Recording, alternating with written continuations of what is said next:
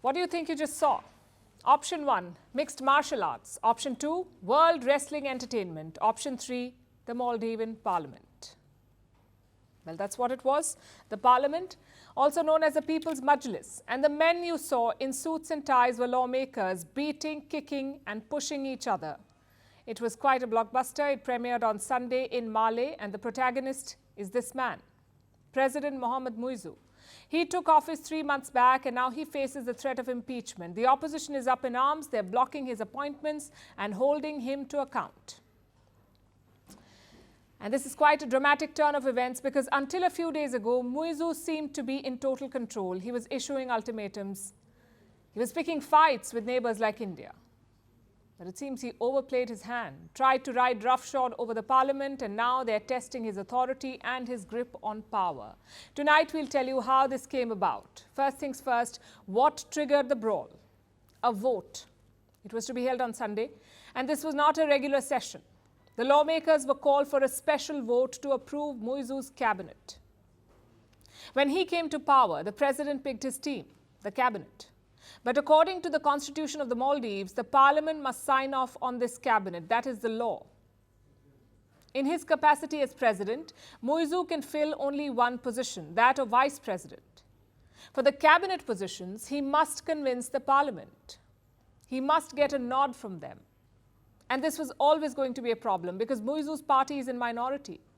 His party plus his allies are in minority. In the parliament in Malé, the opposition is in majority. So for President Muizzu to have his team in place, he needs support from the opposition. It was clear from day one. He should have known this. He should have tried to work with opposition leaders, but he did not. Instead of seeking support, he tried to push them around. He attempted to use force to get his appointments through. And this backfired. The president proposed 22 names. The opposition cleared 18 positions. They blocked the remaining 4. Ahmed Usham, the Attorney General, Mohammed Saeed, the Economy Minister, Dr. Ali Haider, the Housing Minister, and Dr. Mohammed Shahim Ali Saeed, the Islamic Minister. These were the names that have been blocked. The opposition issued a whip against them. The Muizzu camp was furious. They abused the opposition. One thing led to another, and the result was this brawl. Reports say the Muizzu camp instigated this. They locked the chamber doors. They blocked opposition members from entering the house. And when they still did not have their way, they started protesting and obstructing the proceedings. Some lawmakers reached the speaker's chair. These were supporters of the president. They tried to stop the speaker from addressing the parliament. What followed was fist fights. Lawmakers punched, pushed and kicked each other. Complete pandemonium. At least 2 lawmakers were hurt in this. And all of this happened yesterday.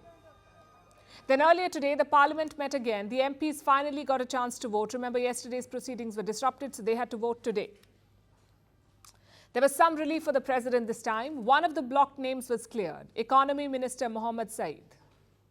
His name has been cleared now. The other 3 have been rejected. So the impasse continues. What's worse, the president could now face an impeachment vote. The opposition is preparing a motion. They're gathering signatures. They already have the support of 34 members, they say, which is enough to bring the motion to the floor. And here's how the numbers stack up. The House has a total of 80 members, 80. The ruling coalition has 19 seats. The opposition claims that it has the support of 56 members. The rest are said to be undecided. And how many votes do you need to impeach the president? At least 2/3 of the House, so at least 54, meaning the opposition has the numbers and the president is on thin ice. His supporters have submitted a motion of their own. It targets the speaker and the deputy speaker. Both belong to the opposition. So the stage is basically set for a major showdown in the Maldives. Less than 3 months into office, President Muizzu is struggling to save his chair.